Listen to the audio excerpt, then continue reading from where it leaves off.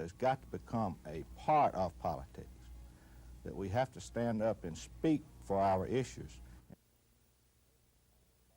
The automotive industry is really one of the largest industries in Alabama.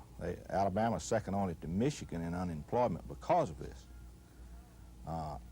Under Reagan's administration, business has come back.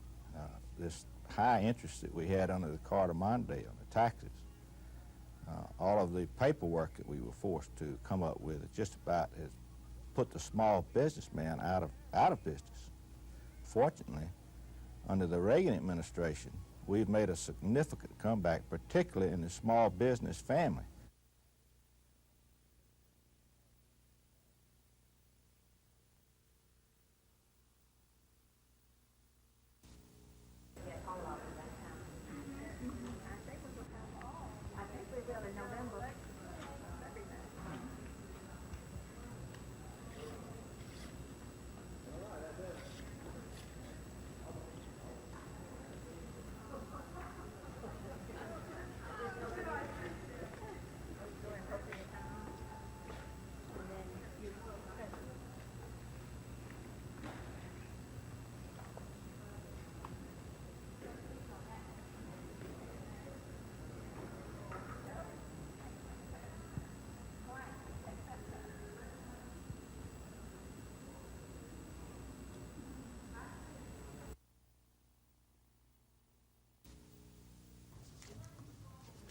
I didn't get a chance to do any summary notes, but I'll just use my notes. Two. The meeting was building communications for improved. About what we might do in Alabama and bring it before you the next meeting. It appears to me that one of the hot, you might call it, legal issues that is moving through. I didn't get a chance to do any summary notes, but I'll just use my notes. I think I get to the type. I didn't get a chance to do any summary notes, but I'll just use my notes. I think I get to the type. There's an agreement that we might start with this, at least because the theme of the 2 days. We're not happy that we found the problems that we found, but we think there may be some constructive suggestions that can come from somebody who's not embroiled in the disagreements here in Montgomery, and so we're pleased to that extent.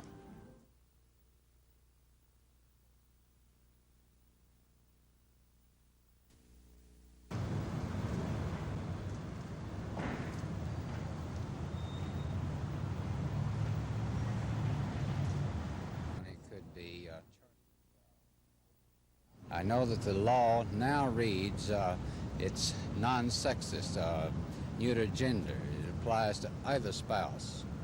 But that, in fact, is not reality. Men are paying alimony, not women.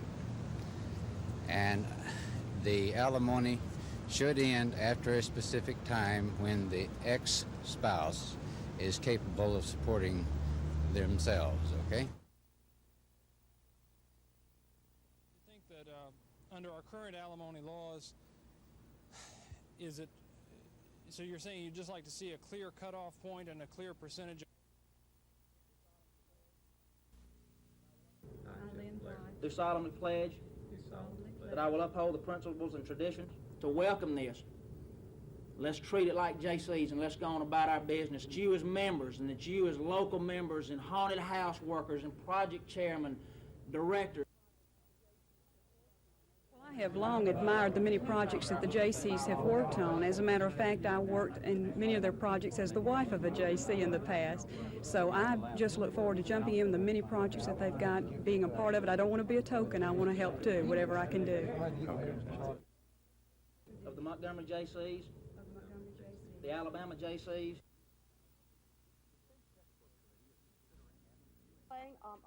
The State Textbook Committee is considering and reviewing 560 books for the proposed 1985-86 school year, but a group known as Eagle Forum wants at least 24 of them dropped.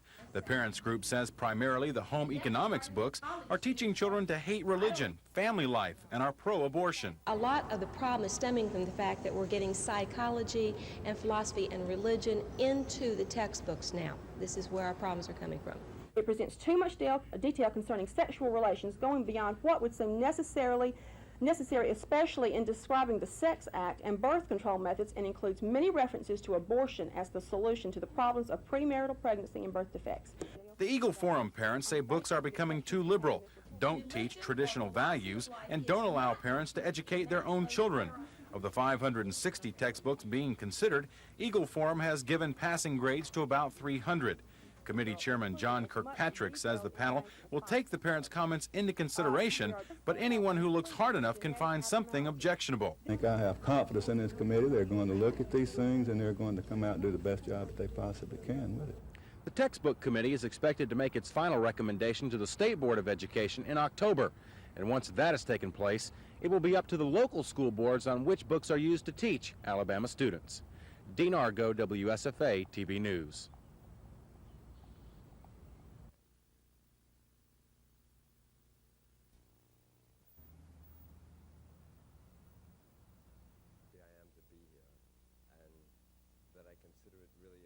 Classic, always contemporary, but never boring. And seeing that we get as many tickets as we need for tonight, I would like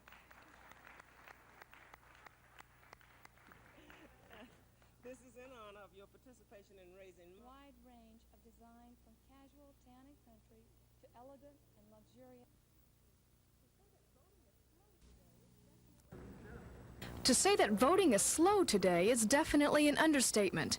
By 11 o'clock this morning, Cloverdale Community Center, one of the larger precincts in Montgomery, had only 40 voters. That's out of more than 7,000 registered voters. There's not a whole lot of interest in this race. There wasn't an awful lot of politicking going on, and a lot of people really didn't even realize there was a runoff election today. In Montgomery County, there are only two candidates in the runoff, Democrats Larry Lee and Jack Folsom, each hoping to run against Republican incumbent Bill Dickinson in the 2nd Congressional District. While there's only one race, Bob Smith says the cost of the election is still the same. The estimate is around $70,000, but any election is going to cost about the same, whether we've got a full ballot or just one race, because we still have to turn out all the people, all the equipment, make all the same preparations as though it were a major election. There are more names on the ballots in surrounding counties, but voter turnout isn't much better. Autauga County election officials say they've had less than a third of the normal voter turnout. Elmore County, like Autauga County, has 3 commission seats being contested, and the voting situation is much the same. But officials seem pretty confident that voter turnout will improve significantly in the November election. Terry Stanton, WSFA TV News.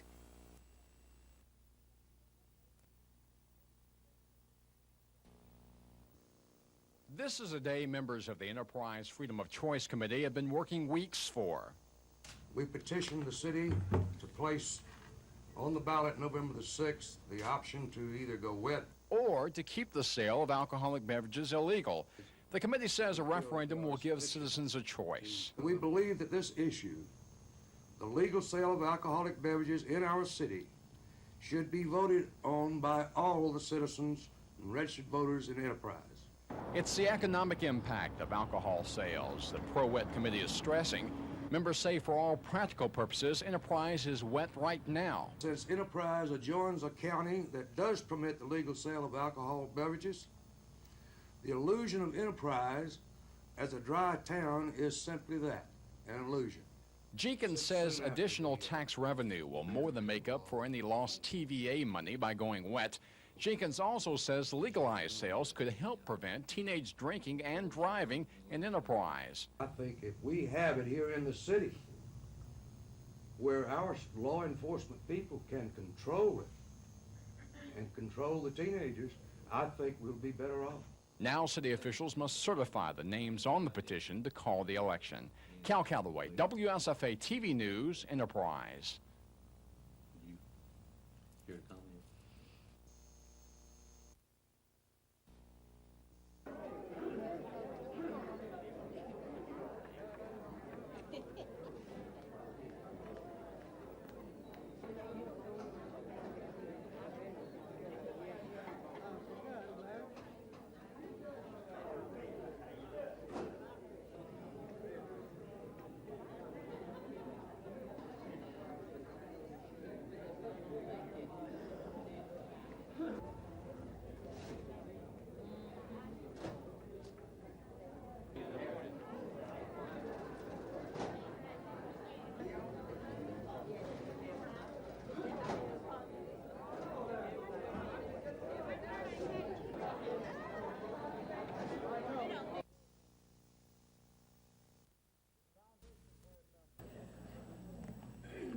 Foundation board members.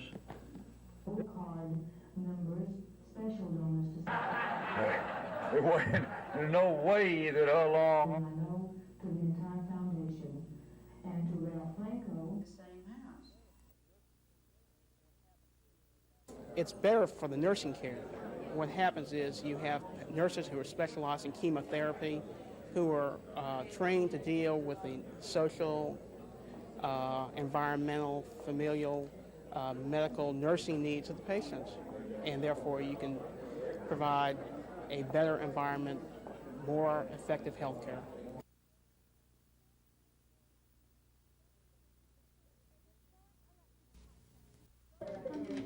A historic election in Pike County. Voters elected the first 2 blacks to the Pike County Commission.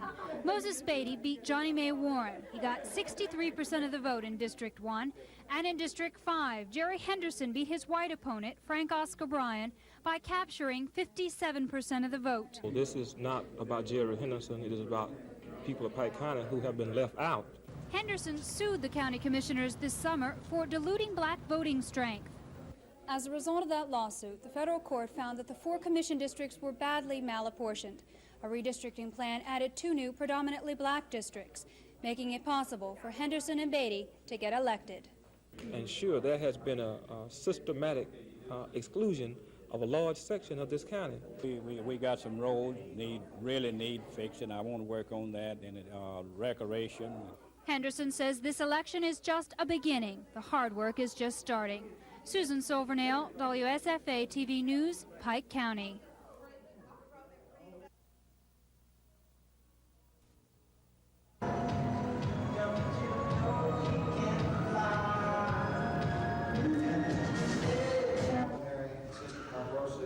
Care Center at the Children's Hospital.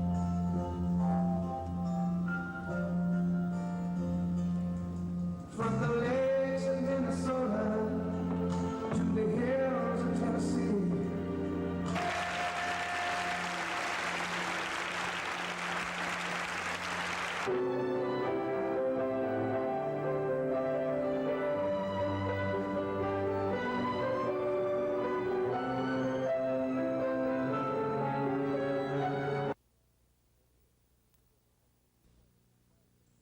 For years, the Coosa River has eaten away at the fragile dirt bank that borders one side of the historic fort sites. And for years, Alabama lawmakers have been trying to get money and authorization to do something before the river claims even more of the historic artifacts of the fort and nearby Indian burial mounds. Tremendous floods in 1979 brought the riverbank within a few feet of the northwest bastion of the partially reconstructed Fort Jackson. A year later, Congress appropriated $1 million to start work to combat the erosion, but never authorized the work to proceed.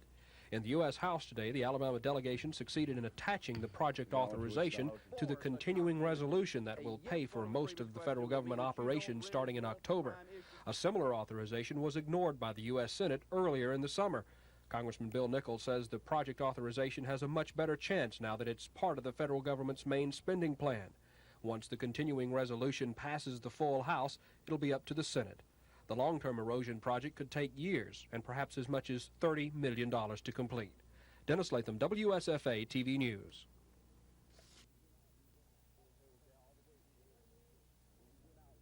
It was there all the way. When we went out saying that we needed one to get, the open eye kicking games up, and everybody, we got in the huddle and we pulled ourselves together and we told everyone to get one man. And everybody got a man. One of their men must have tripped up. Eddie broke loose, him and Arthur Johnson, and also Terry Walker. They broke loose, and I just broke up behind them and just utilized the speed, and we were gone to town. One guy you had to run by. One guy, and that was the easy part. David King, he threw a key block. He kicked the number 96 out, and fortunately I got down the sideline without anybody touch me, and I saw an open lane and I cut back, and it's just lucky.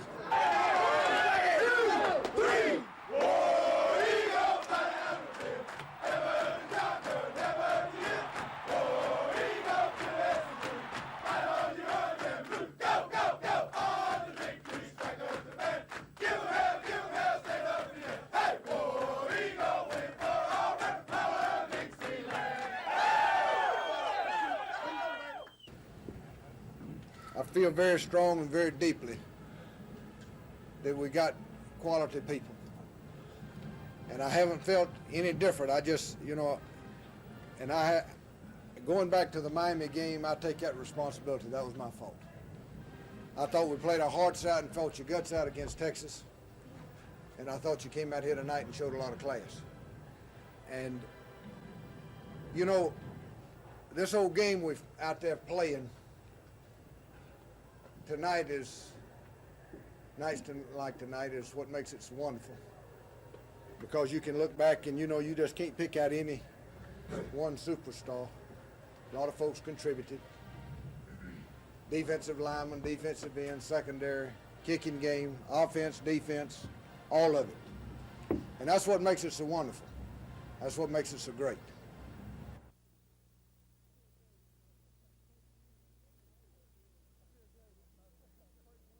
How you feel? I feel great. It's my first win as a quarterback here, and it's something I've been waiting for. This is a kind of a confidence builder. Will this take a little heat off the guy?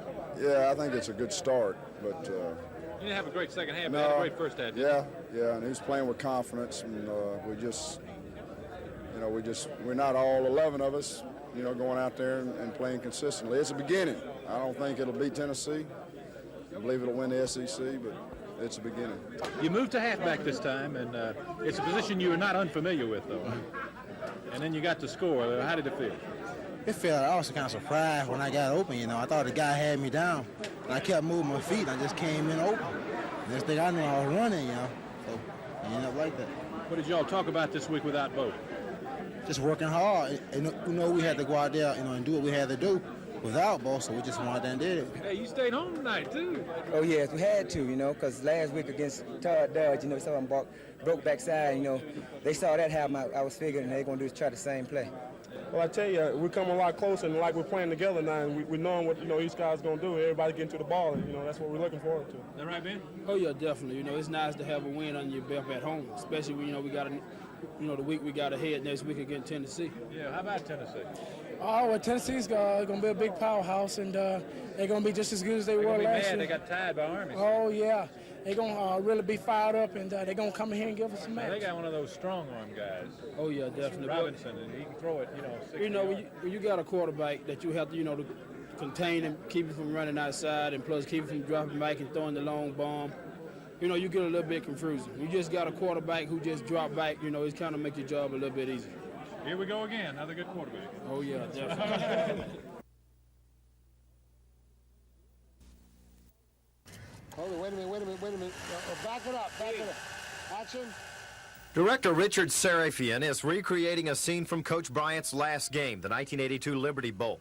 By using remote control camera, Serafian takes the audience into the huddle and on the line of scrimmage. I wanted to photograph the game from a perspective of the Bears' point of view and to get into the essence of the game, and not just because of the blood, but to get into the different levels of the game. The aim of actor Gary Busey is to capture the essence of Coach Bryant, not to make a mirror image of the Bear.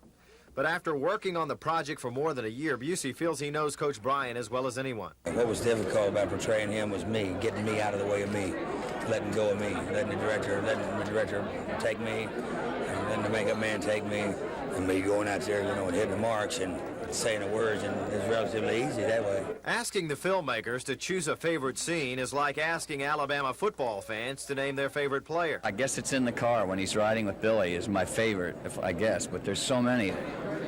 Oh, I kind of like the scene where he buys a hat. You have a favorite scene in all the movie? Yeah. First one, the second one, and the third one. Dave Cody, WSFA TV Sports.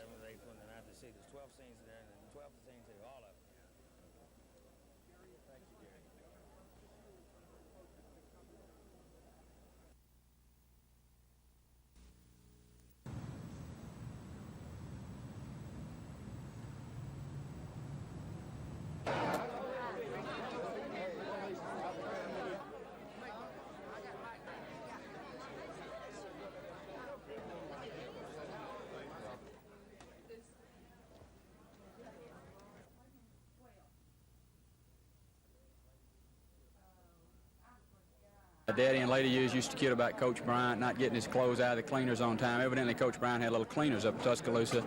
And Coach Bryant, I think, was about a year older than my father. And but they were good friends in college and stayed friends through the years. And my father had somewhat to do with getting Coach Bryant back to the University of Alabama.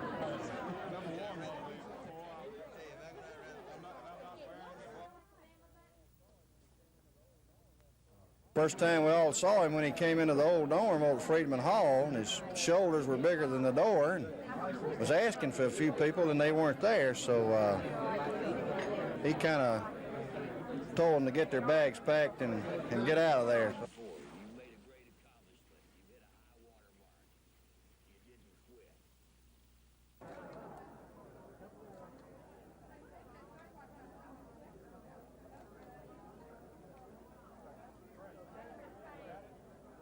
Bump back together.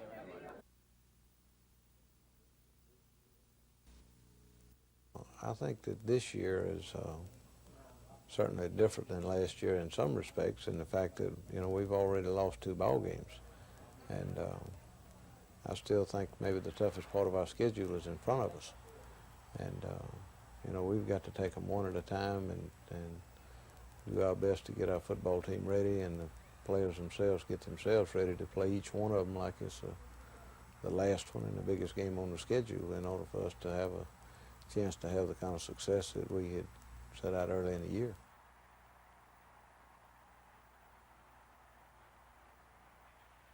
Been easier, but I'm really having fun coaching right now, watching this team grow and see them respond to the adversity that we've had and the challenge.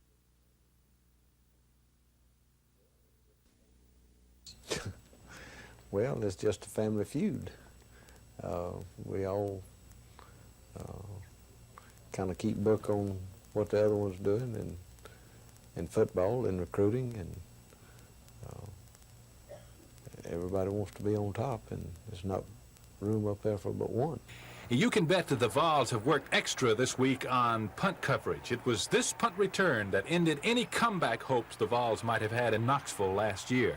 The memory of that big play was punctuated by another return for touchdown by the same Trey Gaines against Southern Mississippi last Saturday night. First thing I saw orange, and next thing I saw white, so I don't know what happened or why, but it just did. You just kind of broke through the middle that time, but in the punt return last week, you ran to the corner looking for blocks.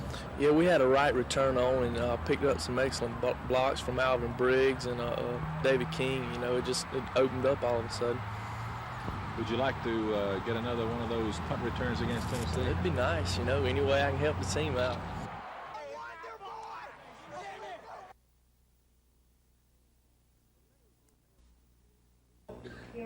The letters were mailed to the Chief of Police and Mayor Farmer in July and August. An August 30th letter contained a death threat against Mrs. Farmer. Authorities say there are 3 suspects. It's under investigation at the present time, Norman. We have several people we're looking at. We have one prime suspect in the case. We're working with the postal authorities and the FBI and trying to determine if this is, in fact, the individual that wrote this letter. Chief Swindle says security for Mrs. Farmer has been beefed up since the threats, and there's no indication when the case will be solved. This is Norman Lumpkin, WSFA TV News reporting. I get angry when somebody, I think unjustly. They swear in knows exactly what kind of structure does not allow for that. Secondly, if they go to college, we would try to convince them that the best route to go. And then I think it would help him, once he decided to go in the Army, to get into that particular field because of aptitude and because of experiences that he had had at the high school level. And certainly we view going into the military service as a positive outcome of vocational education. Now, I'd like to ask if there are explanatory administration and accounting. Okay, now what I'd like to do, if you look up here, you can see that we have. The Pro-wet forces have been working for weeks, getting signatures calling for a vote on the issue. But pro-dry forces have been working as well, and they say they're glad the petition has been filed. So we know now that the issue is on the ground. Businessman Mo Sessions heads up a group calling itself the Committee for the Future of Enterprise. Sessions has lived in Enterprise all his life. He's proud of his city, and he wants to keep it the way it is. We have a good record of consistent economic growth. We have a clean town. We have a friendly town. And I don't believe you can quarrel with success. I don't think you ought to change something that's working quite well. Sessions does not believe Enterprise will benefit economically by going wet. He says while there will be additional tax revenue, other costs need to be considered. We'll have to pay more policemen. We'll have a cleanup problem. We'll have maybe increased absenteeism as a result of alcohol. We might see more alcoholism in our town. With only 6 weeks before the general election, Sessions says his group will caution the public on alcohol sales and try to stop the pro-wet drive. We want this just to be a discussion of the issues. And yes, we are planning on advertising and putting forth our position, which we believe is justified by the facts. Cal Calloway, WSFA TV News, Enterprise.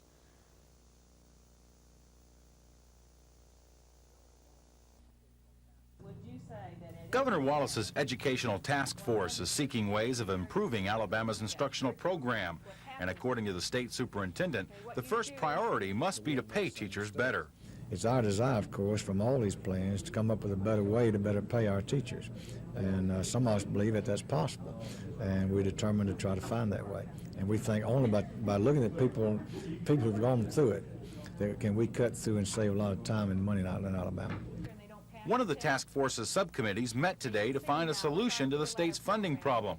Representatives of other state systems were on hand explaining and selling their plans. The educators say Alabama must find a solution soon or the good teachers will go elsewhere. The bottom line, they say, is to give the teacher an incentive, and educational excellence can be an accomplishment instead of just a goal. Bottom line is that we do have improved student achievement throughout the district, and then otherwise we'll have between 2,000 and 3,000 teachers this year making between $40,000 and $45,000. So we feel that we've addressed both issues very well. The final goal is to improve student achievement, but we're looking at rewarding outstanding performance of teachers as well as creating staff development among teachers. But that is to ultimately help students.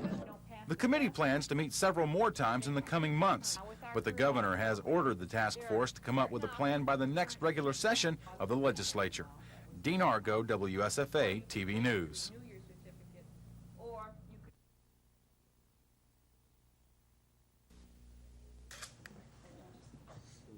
Everybody ready? Barber, who's here, is one who I believe has written many companies over to our state, and we welcome you to Alabama. Thank you very much. 実はこのメロディーの州であるとこのように考えておりまして。Les, would you like to make a statement? Governor, Mr. Caruso.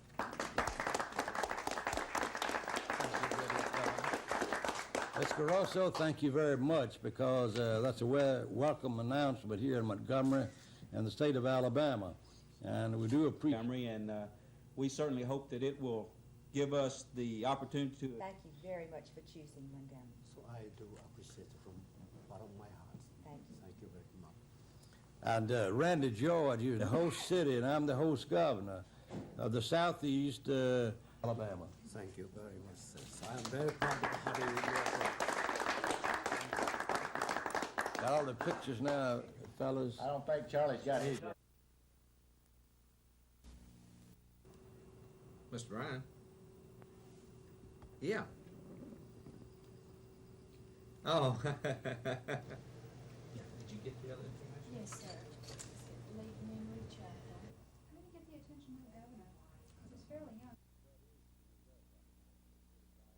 That is the result of it. Now, I can't put a dollars and cents value to it at this point, but as I say, rather than have so many people broadly responding and reporting to the commissioner, to put that accountability back at the local level and make savings the goal. As he set out, the goal is to reduce that cost to $7,000 a year per man by March of next year.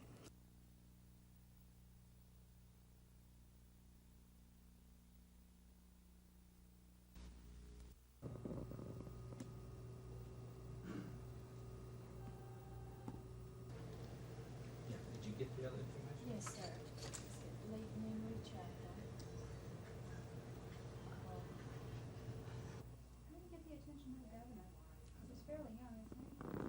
That he's done so well. I think even, his close friends. Able to pick up which one it is. And I'll see if it'll pick up on this one here. It doesn't pick up anything on this one here. It's picking it up now. And once you move it away from it, it'll quit.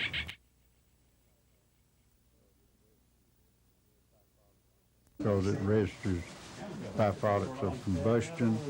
It will register the presence of flammable and combustible liquids, and it speeds up his investigation.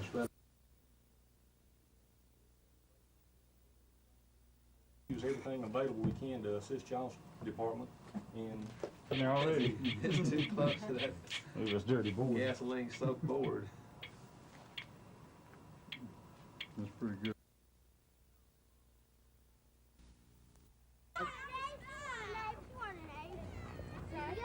It's rare to see kids so excited about going to an after-school program, but these kids are. And it's probably because this is more than just a babysitting service. They come here and they're supervised, learn how to play and get along with each other, and just, learn how to be, how to play games, be competitive, and have good sportsmanship, and have one-on-one with the counselors instead of, it's an alternative to daycare. It's, it's not quite like, kinder care or some other things, because they have more of a closer relationship with the counselors. We have high school and college age counselors that work with the kids. They do their homework here. We have a tutor program, gymnastic, gym games, and outside games. And it helps them learn how to, we try to teach them manners and, helps them to grow up and learn how to get along with one another, which is important, and let them be creative. Without this program, many of these kids would be going home to empty houses, staying by themselves for hours until their parents got home from work. What would you be doing if you didn't come here? Home with my brother watching TV. Would it be just your brother and you? How old is your brother? 10. So if you didn't come here, you wouldn't have anybody to stay with? Right. Ah, what do you like about this program? I think it's fun, and I have lots of things to do, and they help you with your homework. The Montgomery County PTA is surveying the area to find out just what the needs of our children are. Glenda Trotter says the number of latchkey children is increasing every year, and that's cause for concern. Nationwide, we know that there's an increased number of fires, there's an increased number of child who have accidents and poison, increase in delinquency incidences that occur because children have no supervision. Ms. Trotter says once the survey is complete, the PTA wants to use the information to set up more programs like the one at the Southeast Y.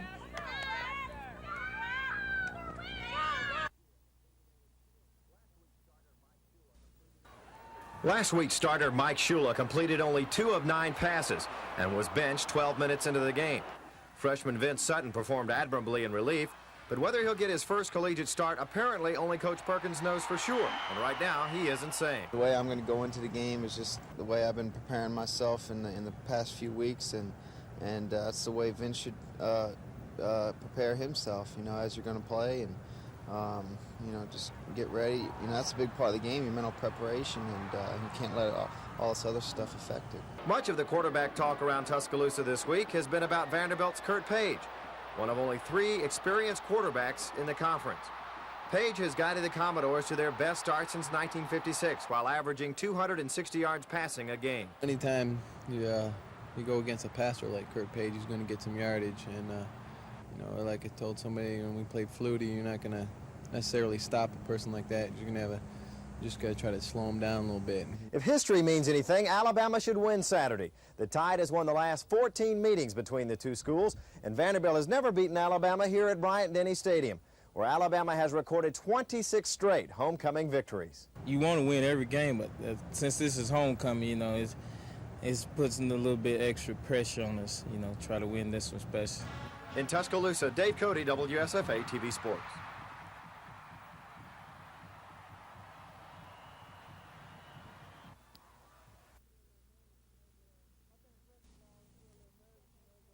I think first of all, I'm gonna be a little nervous, but it'll be something I, worked hard for, and I think been looking forward to starting. I think I'll just go out there and do pretty well, providing that the team's really behind me, and I know that, and I just feel a lot of confidence in myself, and I think I can get the job done.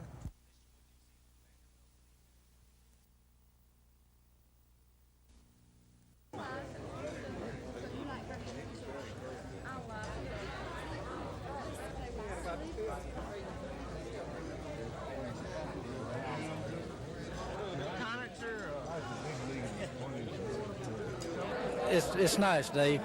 I've been playing golf about, close to 25 years. And to come out here and be inducted in this, it sort of shows an accomplishment. Now, you're not one of the older types. There's a few tournaments still left in there, isn't there? Well, right now, I was telling you earlier that my son was 11 months old, and he's taken a lot of my time, and it's been a great time. He's already got a plastic golf club in his hands, so, I hope that he'll be a great golfer one day. Frank is never a good player, but he was someone who loved the game a great deal. He served as a member of the Greens Committee and a chairman for many years. He ran the Montgomery Invitation. He was very active in promoting junior golf, and I remember when I was 14 and 15 years old, he always had time to play with me and the other juniors, and I think it's just fitting that someone who loved the game be remembered in this way.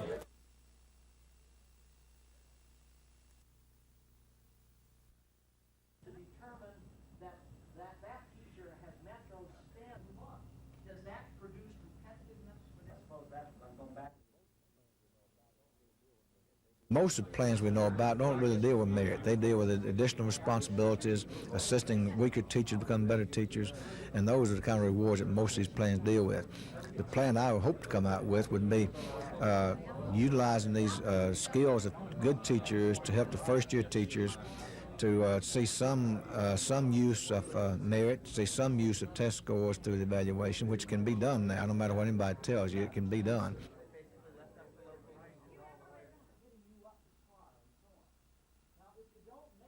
Now, at this point, if they didn't pass it, I'd have an out.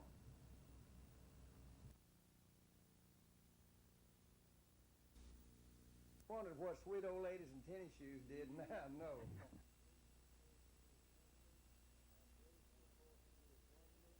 I'm pleased to report that we're at $1,066,930.45, which is 39 2/10% of our goal. If we keep this up, we'll be through on October the 24th.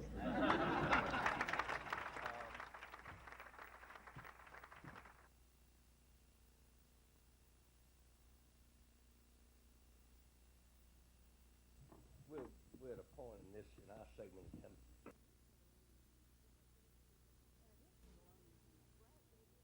In addition to the loan repayment, Graddick gave the state a check for interest earned by the money. Nearly a year ago, Judge Robert Varner set the fine at $1 per inmate per day after he found Graddick in contempt of court. I just sometimes want to tell a federal court that I told you so.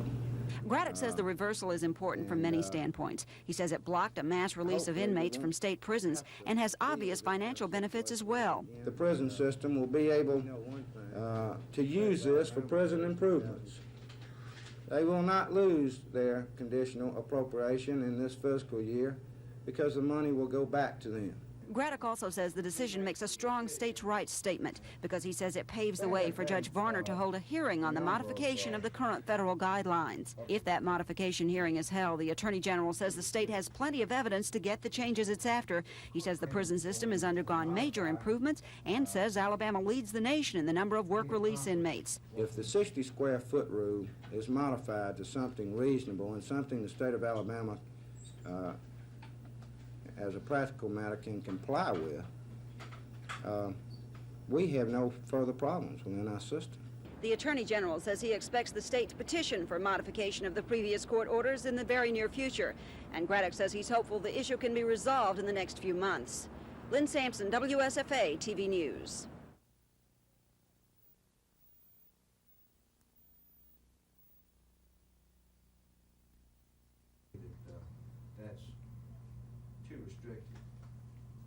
There have been a number of appropriate kinds of modification papers to the court.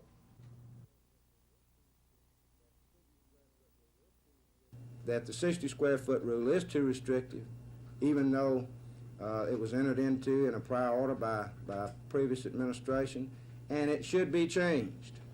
And once that change is made, I feel confident that we will then have the ability to run our own affairs without the interference of federal courts. Do you feel confident they will What he has to say and what he has written, that he felt like he could not, I do not have standing to go in and modify. A federal court cannot release prisoners based on some isolated factor. And thirdly, the contempt law that came out of here. And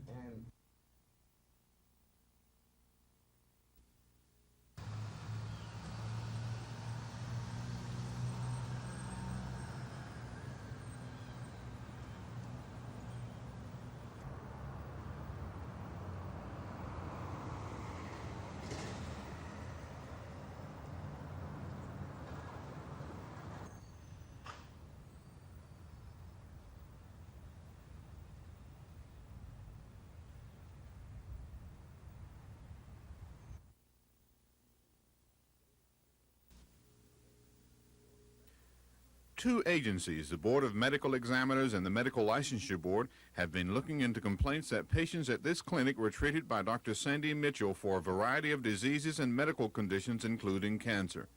Court documents filed by the Board of Medical Examiners and the License Board charged Mitchell with holding herself to the public as a doctor and with using the designation doctor. The injunction request comes after a 5-month investigation. Larry Dixon is spokesman for the Board of Medical Examiners. They received the information on August 22nd in open meeting, discussed it, and instructed their attorney to seek an injunction against this individual in the circuit court in Montgomery County.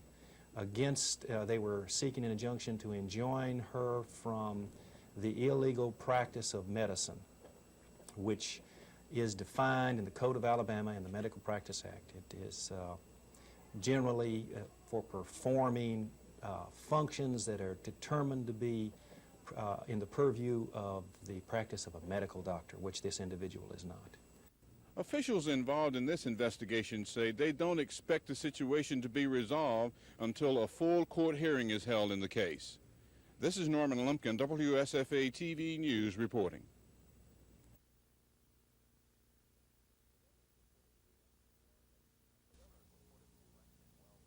The governor is reported to be resting well late this afternoon at UAB's medical center. Press Secretary Billy Joe Camp says the governor developed a fever of 101 to 102 degrees at mid-morning. He says that led to a phone call to Wallace's personal physician, Dr. Hamilton Hutchinson. Camp will only say that the two agreed he should be admitted to the Birmingham Medical Center, a decision Camp says is based on the fact that it is here in Birmingham that Governor Wallace has most often been treated and where the bulk of his medical records are located, rather than the severity of his illness. At UAB, the governor was treated with aspirin to help break his fever while Dr. Alan Stam began searching for the cause of the governor's illness. Camp says the governor isn't suffering from any other symptoms, and it could be tomorrow before any diagnosis is released. How long he'll remain depends on the diagnosis. Chris Grimshaw, WSFA TV News in Birmingham.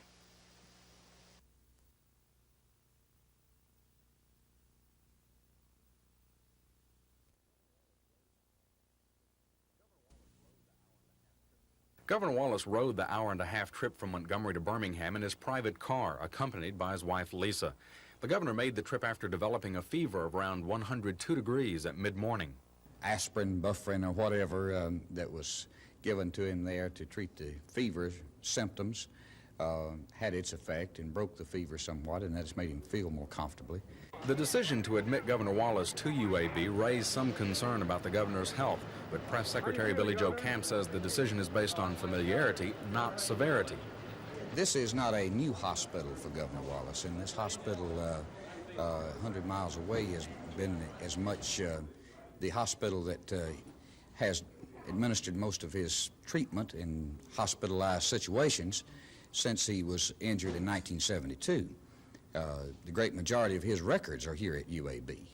This is the fourth time Governor Wallace's health has made news. Shortly after taking office, an inflamed colon hospitalized the governor in Montgomery for 2 weeks. 2 weeks after that, a drug reaction brought him back to the same Montgomery hospital. 3 days after that, Governor Wallace was admitted to UAB for leg pains associated with his paralysis. Then earlier this month, paramedics were called to the mansion for what appeared to be another reaction to blood pressure medication. But Camp says the only symptom Governor Wallace suffers from now is the fever. How long Wallace will remain in the hospital in this latest stay will be determined tomorrow. That's when Camp says a diagnosis is expected. Chris Grimshaw, WSFA TV News.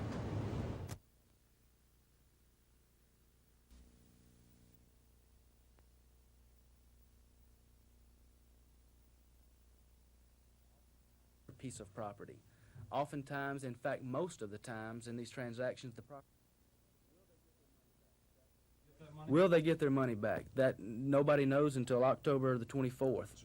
I can simply say this: if Mike Owen does not appear in court with $70,000, he's got Judge Kennedy to deal with, and that will be a clear violation and breach of the plea bargain agreement, and Judge Kennedy would have no reason to find any leniency for Mr. Owen, and 10 years is a long time in the penitentiary. Is it because of his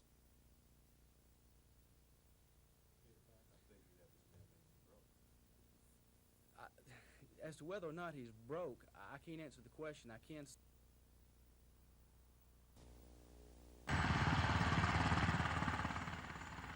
Fort Rucker is known for its helicopters, and appropriately, it was an Army helicopter that brought the Japanese official to Rucker this afternoon.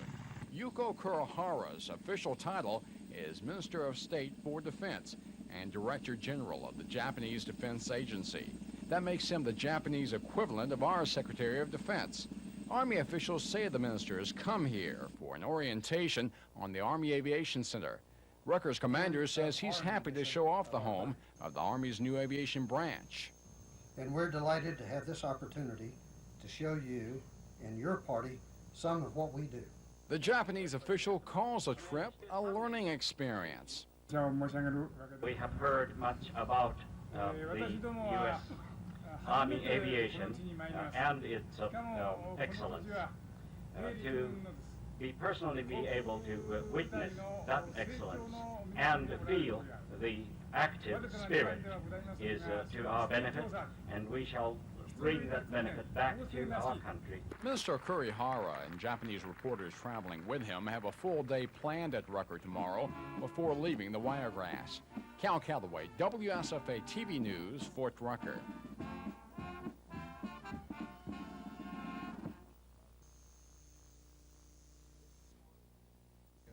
This is farmland near Newton, an area which has been hit hard by soil erosion. Soil and water conservation officials say it's expensive to stop the formation of a gully like this. That's been a problem for farmers in this area, and that's why this watershed plan is important. The purpose of this project is to provide assistance with some of these expensive, long-term conservation measures so that this land can be kept in production over a long period of time. The Kelly-Preston Mill Creek watershed takes in over 15,000 acres near Newton and Midland City. Officials say some of this land is now eroding at 6 times the amount allowed for farmland to be usable. The project will provide assistance on controlling erosion on about 5,800 acres of cropland in the watershed. County officials say farmers won't be the only people who will benefit from this project. It's also going to help the county government in 15 sites, I believe, roadside sites, that will give us some ability to keep erosion down there and continue to work on these. The nearly $1.7 million project begins October 1st, extending 10 years. Officials say this is an example of different agencies working together. Cal Calloway, WSFA TV News, Dale County.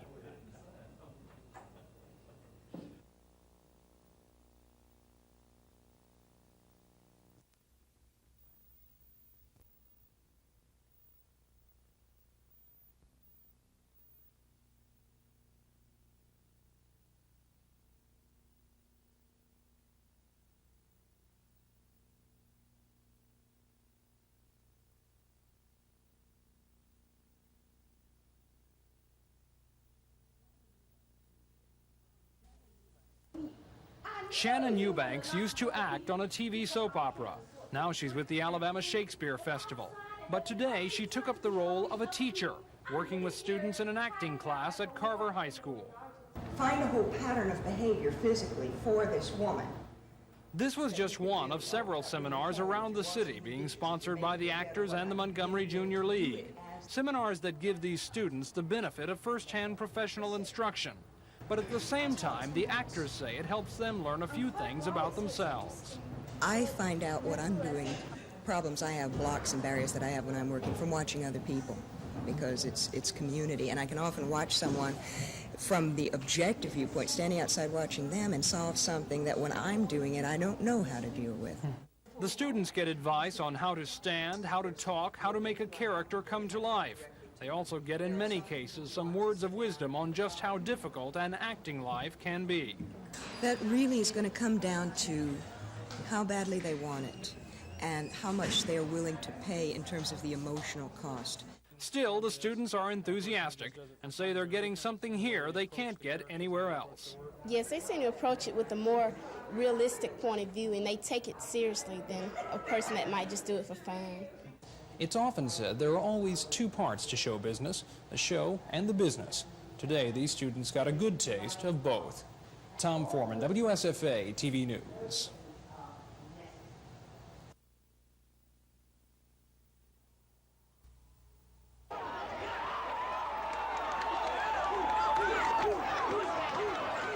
The excitement over greyhound racing is growing. New tracks keep popping up all around the country. And in just the short week that Victoryland has been open, people have been pouring in, some coming by the busload. But you know, the real attraction or the main stars at any dog track are the dogs.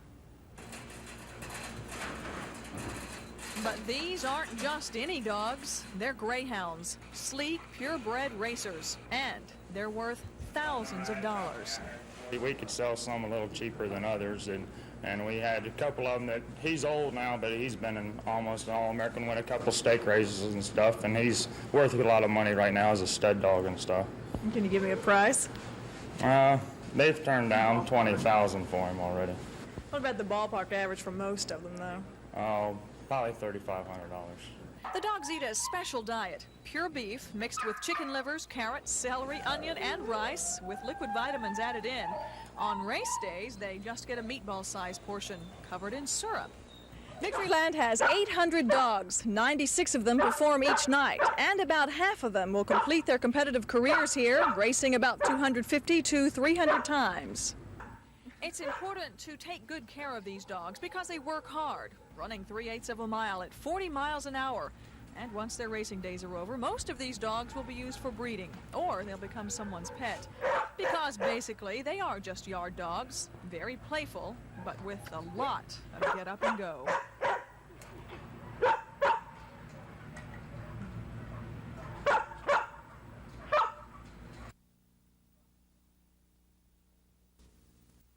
Are important for the health of this nation.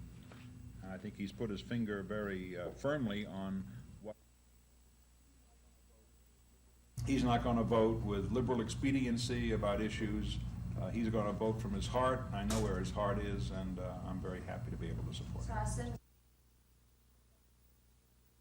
I've supported. If they really want to help the president, then they'll vote for Albert Lee Smith, not against the president by voting for Howell Heflin. Know that on the surface it seems half cigarettes a day, that's equal to your smoking 3 cigarettes. 80% of the time, I very strongly opposed him. One who waits to see which way the wind's blowing or shifts. And so I think they want positive leadership, and I am interested in going to Washington.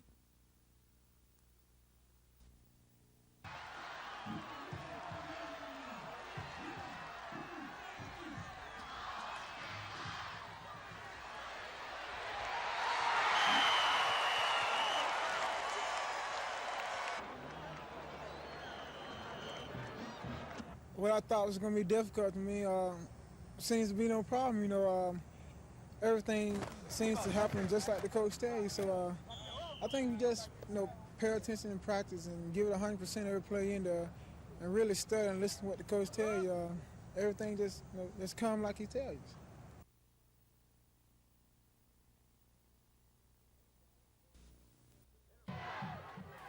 Enterprise employed ball control football in raising its record to 3-1. On their first possession, the Wildcats drove 90 yards in 22 plays while running nearly 10 minutes off the clock. Darrell Edwards carried the ball 13 times on the drive and scored from the 1. I think it really set the tone, for the rest of the game. It set the tone that we have to control the ball, keep the ball out of their hands. The Wildcats scored 21 points, holding Lee to 6. Enterprise coach Bill Bacon called his team's defensive effort the best of the year. Had to stop the whole offense. They had a real good offense, and they were real physical, and they were hitting hard and everything. We had to stop them outside and stop them up the middle, too. I think they've improved some every game, but now we've gotten an awful long way to go. We're not there yet. We haven't won a single area game, and those are the one that counts. Because of the Wildcats' effort against Lee and the show of support by their fans, Enterprise is our high school football team of the week.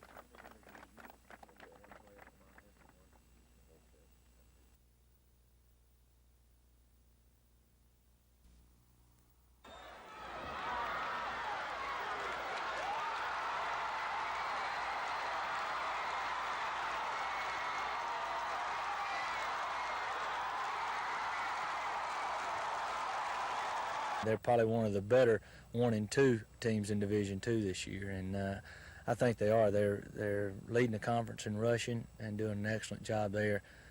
They're a tough team.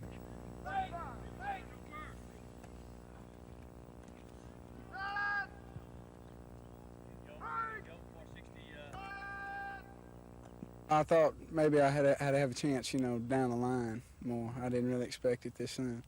But with, Kerry's knees and everything else, I had to be ready. And, my time's come, and I just hope I can do a good job. I've known him ever since he was in the 3rd grade, and he's been playing that quarterback position for a long time. You're confident he can get it done? I'm confident in it.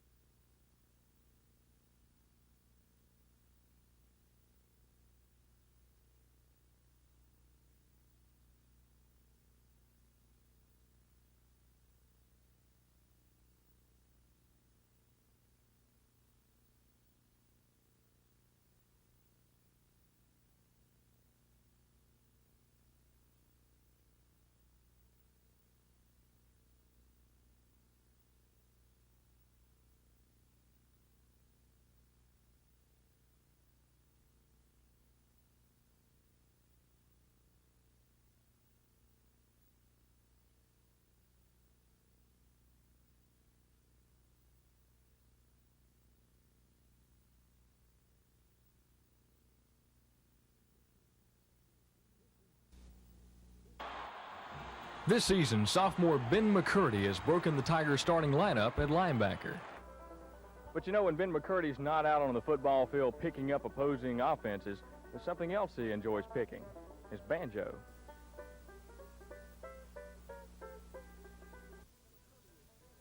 McCurdy has been at his banjo playing for about 4 years now, with no lessons.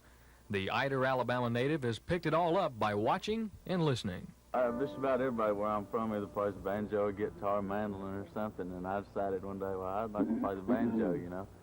So my uncle had no banjo, and he told me he'd give it to me if I'd learn how to play it, you know.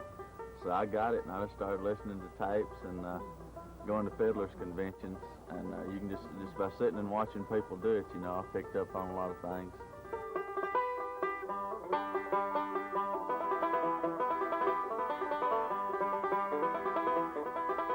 McCurdy's hobby is a favorite among his Tiger teammates, and his talents are appreciated. That's pretty good. You know, I'm used to that pop rock throwdown music, you know, and this is real nice. I love country music. One of the songs being played is one of my favorites. Okay. Kicking in and grinning or whatever you call it.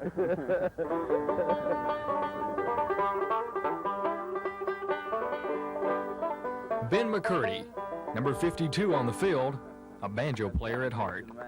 From the athletic department, Mike Hubbard for Auburn Tiger Football.